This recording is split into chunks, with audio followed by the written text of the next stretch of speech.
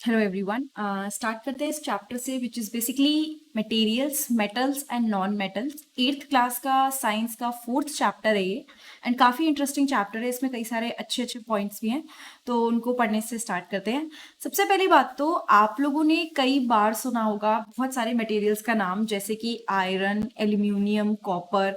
ठीक है, इन सब के बारे में आपने सुना होगा।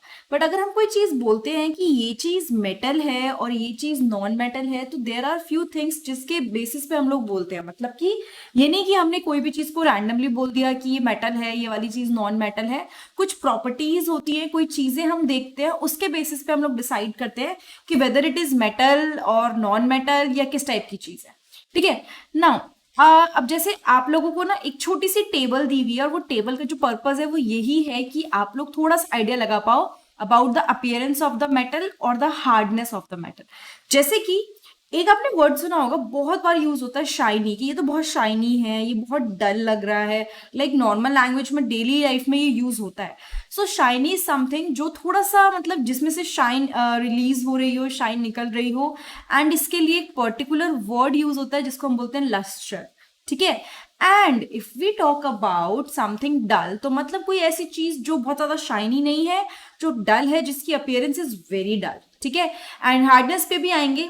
कुछ चीज जो बहुत हार्ड है, और अगर कोई चीज बहुत ही ज्यादा सॉफ्ट है या हार्ड नहीं है, तो उसको हम बोल देते हैं नॉट वेरी हार्ड।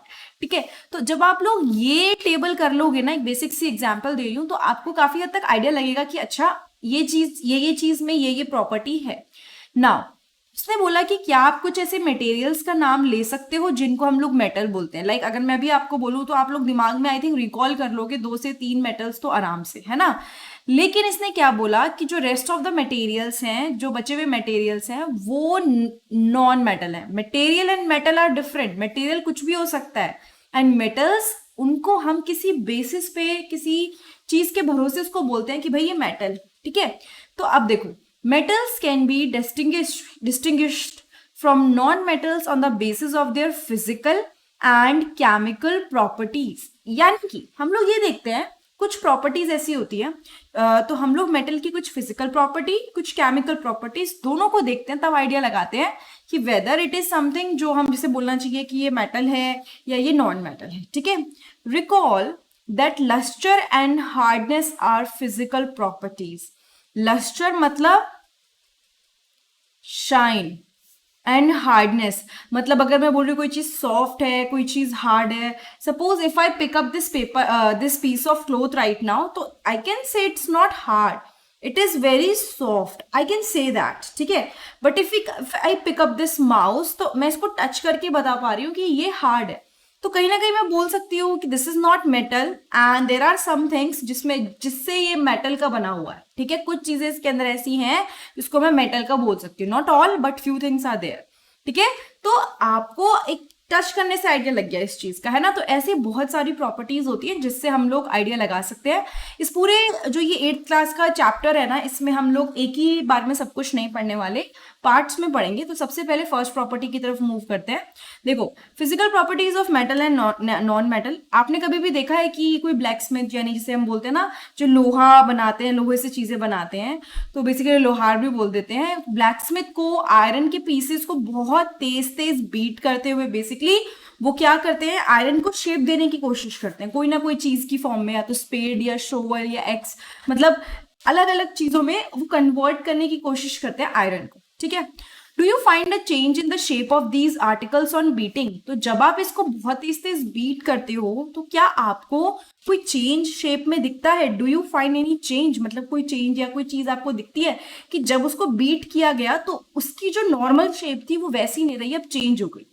अब उसने क्या बोला, अगर आपने कोल को बीट किया, मतलब एक तो आपने एग्जाम्पल लिया यहाँ पे आयरन का, दूसरा एग्जाम्पल लिया कोल का।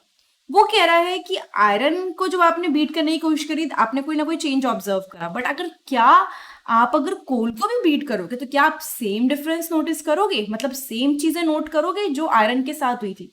तो इसका आंसर वैसे तो आप लोग खुद ही समझ गए होगे, but let's do it. Take a small iron piece, a coal piece, a piece of thick aluminium wire and a pencil lead, जो इसकी नोक होती है ना पेंसिल की, I don't have it right now, but basically जो pencil की बिल्कुल आगे की नोक होती है। और आपको क्या करना है, पहले आयरन नील को आपको हैमर से बहुत तेज तेज बीट करना है और ध्यान से करना है कि खुद के ना लग जाए।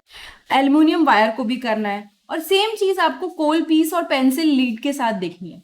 देखो भाई, सिंपल सी बात है, वैसे तो आप लोगों को खुद ही पता होगा कि क्या होने वाला है, बट फिर भी लेट मी टेल यू। हमने देखा कि जो आयरन नेल है और जो एल्युमिनियम वायर है उसने अपनी शेप को चेंज कर लिया। आपने एल्युमिनियम फॉइल देखी है जिसमें खाना पैक करते हैं, वो क्या कोई ऐसी थोड़ी बनाई है किसी चीज से, उसको एल्युमिनियम को बहुत ज्यादा पतला प्रेस करके बीट करके बनाया गया है। सो आपने देखा कि आयरन नेल और एल्युमिनियम वायर की जो शेप है वो चेंज हो गई बीट करने पे। एंड अगर उसको थोड़ा और ज्यादा प्रेशर से बीट किया जाता, ज्यादा बीट किया जाता, हो सकता है वो शीट में ही कन्वर्ट हो जाता, बिल्कुल पतली पतली शीट्स में। You might be familiar with silver foil used for decorating sweets. मतलब आपने देखा होगा कि मिठाइयों के ऊपर सिल्वर लगाते हैं, वो बहुत चमकीला सा, एंड दैट्स कई सारी मिठाइयों पे लगता है। ये तो फूड आइटम है, it's one of the favourite things. So you must also be familiar with the aluminium foil used for wrapping food. आपको पता होगा कि वही जो एग्जाम्पल मैंने दिया, जब हम एल्यूमिनियम फॉइल को यूज करते हैं खाने को पैक करने के लिए, बेसिकली वो इतना पतला कैसे हो गया?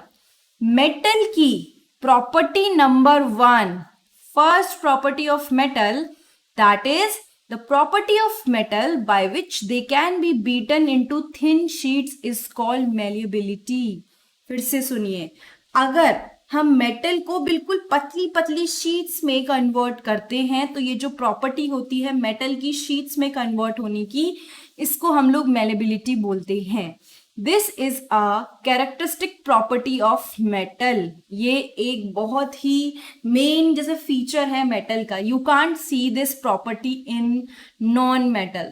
तो जब आपने कोल को या पेंसिल की लीड को आपने जब बीट किया था, उसका चूरा बन गया था, वो शीट्स में कन्वर्ट नहीं हुई, उसने अपनी शेप चेंज नहीं करी, चूरा निकल गया, कचुम्बर निकल गया उसका।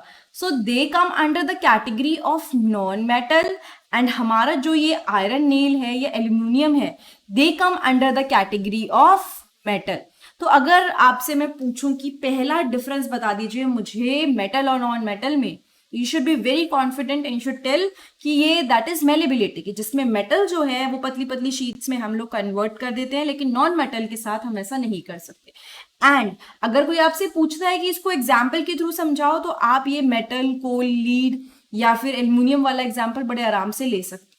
ठीक है, अब यहाँ पे हमने चीजें पढ़ ली, इसको थोड़ा सा और पढ़ लेते हैं, क्योंकि इसके बाद जो नेक्स्ट है that is going to be ductility.